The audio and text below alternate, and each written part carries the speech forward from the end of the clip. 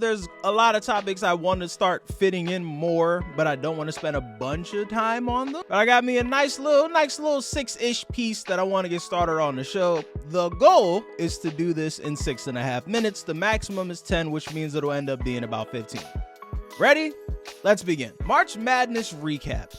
I spent damn near every second from Friday until literally Monday night watching Women's March Madness nonstop. The stars were starring, from Paige Bueckers to Juju Watkins to Caitlin Clark to Kiki Afriden to just stars everywhere playing their asses off. South Carolina just dominating everyone. And I want to do a full-blown recap and preview the rest of the tournament, but this is where I get to get full transparent.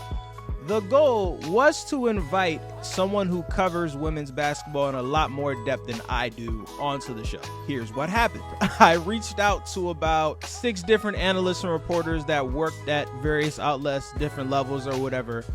But here's what actually came out and how I took the interpretation of it, which was, hey, complete stranger, I know it's the busiest time of your year, but would you like to come on to this unknown podcast to talk about the sport that's way more important to you? And that went about the way you expected it. So we're going to still try to reach out to people, see who else can come on. If you cover women's basketball and would like to hop on the show and kick it with me, come kick it with me. But I do want to bring up this one quick point that I've been talking about pretty frequently about the growth of women's basketball, and that's the way that new oncoming fans that mostly cover men's sports are gonna have to adjust their game and how they talk about women's sports. Prime example, I won't put the gentleman who put this tweet out on blast, it's not really necessary, but he was comparing Paige Bueckers to Caitlin Clark, and he said something to the effect of Paige Bueckers was supposed to be Caitlin Clark before Caitlin Clark. And oh boy, did the old guard hardcore women's basketball fans kick that man's head in.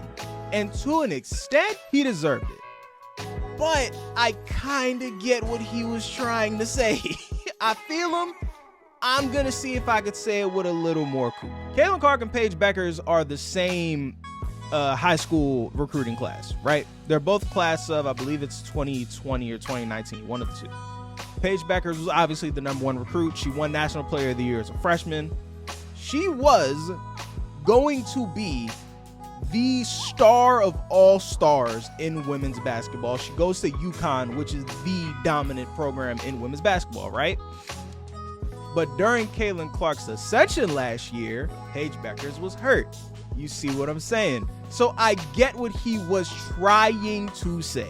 He mostly covers college football. He's a writer for a large publication. Again, I don't want to put him out there, but that's how we talk about sports.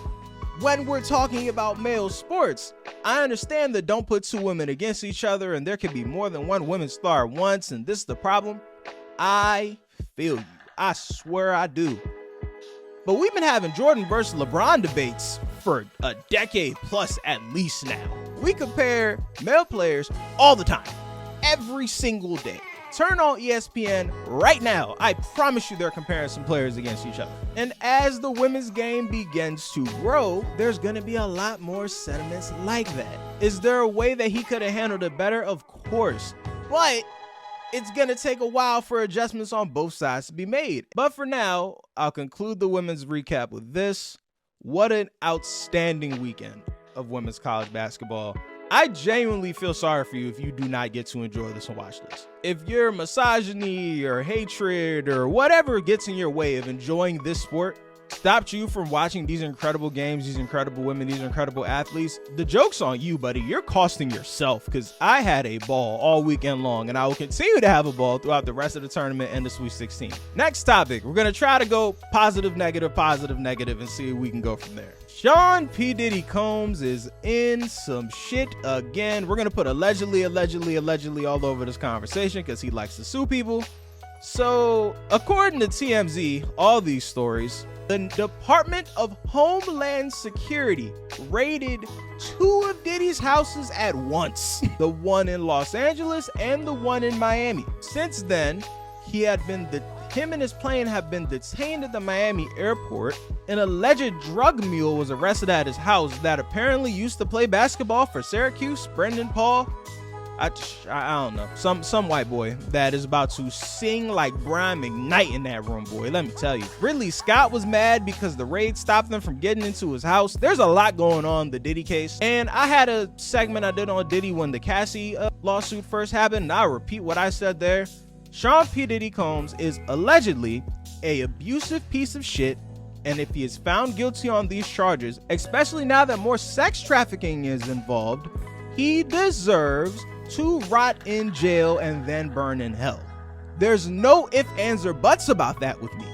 Like, I don't get why that's so hard for people to say. And I genuinely get tired of the Hotepi protect black men crowd, because you only seem to come out when you're protecting black men that have done bullshit. And usually it's bullshit that have happened when women are the victims, specifically black ones. I can't rock with you, brother. I'm not gonna rock with you, and quite frankly, you deserve to burn in hell right on with them. I don't give a damn how good you can dance, sing, produce beats, how good your liquor is. I don't care. If you are an abusive piece of shit, burn. Burn.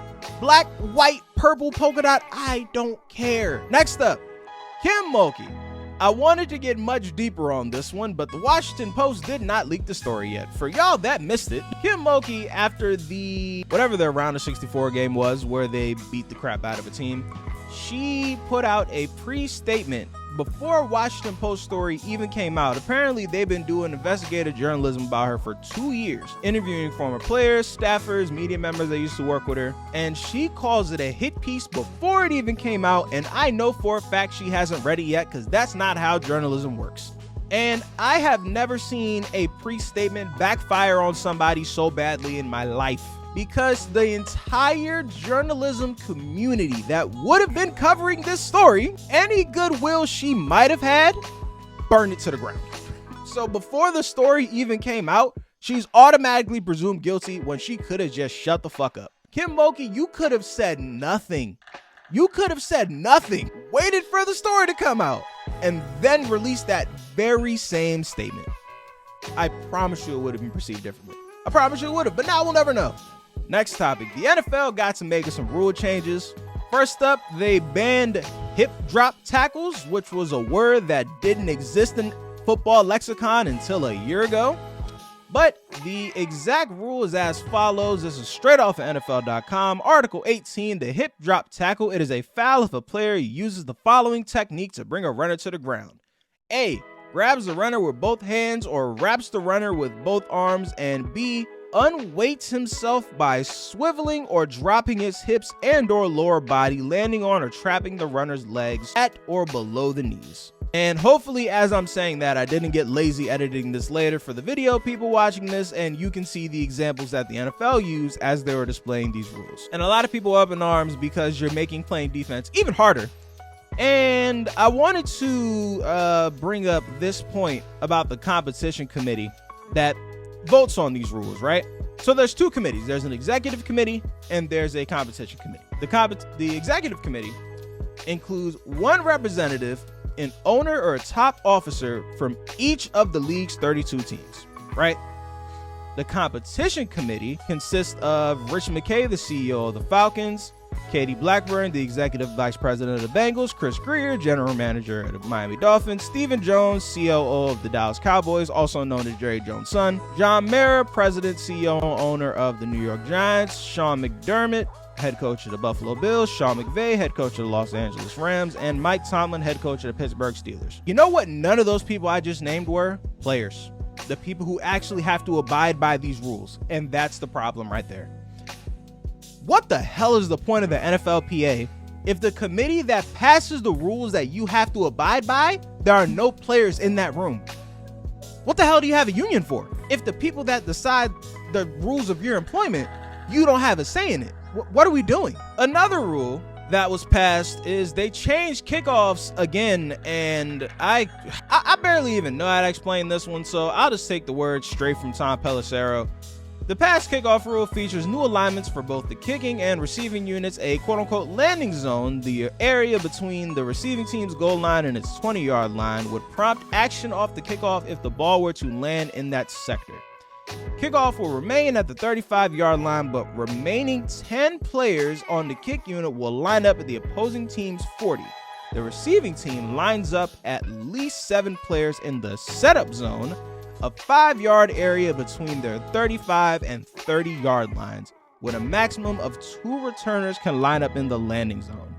After the ball is kicked, the kicker cannot cross the 50-yard line, and the 10 kicking team players cannot move until the ball hits the ground, or a player in the landing zone, or goes into the end zone. The receiving team players in the setup zone also cannot move until the kick hits the ground, or a player in the landing zone or in the end zone. The returners can move at any time before or during the kickoff. Hopefully that made sense to y'all, or some type of visual aid is on the screen so it'll make sense to y'all. Shouldn't make no sense to me. Only 22% of any kickoff at all led to any return in any way, shape, or form last year, so maybe this rule will lead to us getting kickoffs back, because as much as I love that Devin Hester is getting into the Hall of Fame, it hurts my heart that he's going to be the last kick returner to make it into the Hall of Fame. Maybe this rule changes it, maybe it doesn't, I don't know, but it sounds like a bunch of jargon for a rule that's going to be changed at some point again. And I kind of feel the same way about the hip drop tackle. It's going to be just too many penalties happening. A defensive player is going to end up getting hurt, and defensive players are going to end up revolting, and by like week 8, they're going to throw that rule out the window because this shit don't make no damn sense. All right, last topic, and this one is a 2-parter. It's athletes gambling and the hypocrisy of the leagues and media. First up, we got Jontay Porter, who I think is Michael Porter Jr.'s brother. Maybe, possibly, I don't know. According to ESPN, and who reported this story? Give me a great chance to use this new pretty graphic I made. Daniel Purdom, Brian Windhorst, and Adrian Wojnarowski. On March 20th against the Sacramento Kings, Porter played just 3 minutes before exiting because of what the Raptors said was an illness and did not return. He did not score after attempting 1 shot and only had 2 rebounds. Sportsbooks had his over-under set at around 7.5 points and 5.5 rebounds. The next day, DraftKings Sportsbook reported in a media release that Porter's prop bets were the #1 moneymaker from the night in the NBA. Now, this is hilarious for multiple reasons. Betting on your own unders is fucking funny. It's just funny. Integrity of the game aside, it's hilarious. Like, hey, I bet you I'll play like some shit tonight. Watch me play like some shit tonight. That's funny, right? It's just funny. But also, the hypocrisy of this story that I just can't shake is, one, the NBA on League Pass, they have the betting odds on the screen as you're watching the games now. They're on the screen. So you can literally live bet as the game is going on from the app. And as ESPN is reporting the story, as you're watching it on TV or you're watching it on YouTube or you're on the website, wherever you look, there's a gambling ad somewhere around the story. So I understand why players can't gamble. Trust me, I get it. Integrity of the game, obviously you can't have players throwing games. I get that, right? But the hypocrisy of it, that everybody and they mama is making money off these players yet again, except the players. Seems like some bullshit to me. Speaking of bullshit, this has to be one of the most you gotta think I'm dumb or you must think we think you're dumb type stories. Shohei Ohtani says he never gambled on sports. This is from CNN, Elsie Hammond, and Zoe Sotley. Little excerpt. The baseball player said he first learned that his interpreter's name that I can't pronounce admitted to using money from the Stars account to bet on sports during a team meeting. Interpreter's name spoke in English during the meeting, though he didn't understand exactly what was being said. So, Shohei Ohtani wants us to believe one of 2 things. One, this interpreter is a mastermind genius who was able to steal $4 million from Shohei Ohtani over, they've yet to clarify the amount of time that it took him to take this money. $4 million from this man. And Shohei just never noticed.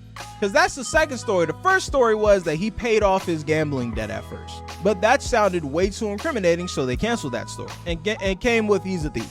So that's the Shohei wants us to believe that he's an idiot. The second part of this story is Shohei has been in America since he was 18 years old. According to Google, our good man Shohei Ohtani at this current moment is 29 years old. So 11 years he has been in the United States. He still does not speak great English. He still needs a translator. So 11 years of living in this country, you still don't speak or read English well, so you need a translator to go pretty much everywhere you go, right? You'd assume. So you're telling me that this translator that you've had the entire time was able to get away from you long enough to take $4 million of your dollars and gamble it away at some weird illegal bookie? You must think we the dumbest people on earth, bro. You gotta think we stupid. Something is not adding up. Obviously, I'm not sitting here and gonna outright accuse Shohei Ohtani of cheating or gambling on baseball. But again, this is another part that's not adding up for me, because his interpreter says he never gambled on baseball. Follow my logic here, if you will, ladies and gentlemen. If you are in the process of losing a lot of money betting on sports, and you are intimately familiar with one sport, so you have an advantage in betting money on this sport because you're an interpreter for the best player in the world in baseball. So needless to say, you know a thing or two about baseball. So you're telling me a man that is such a gambler that he was down $4 million, it never crossed his mind to go to his gold mine of knowledge to put his money there? Come on, bro. Like, I'm just not a stupid person. I'm just not a dumb person. It's not adding up to me.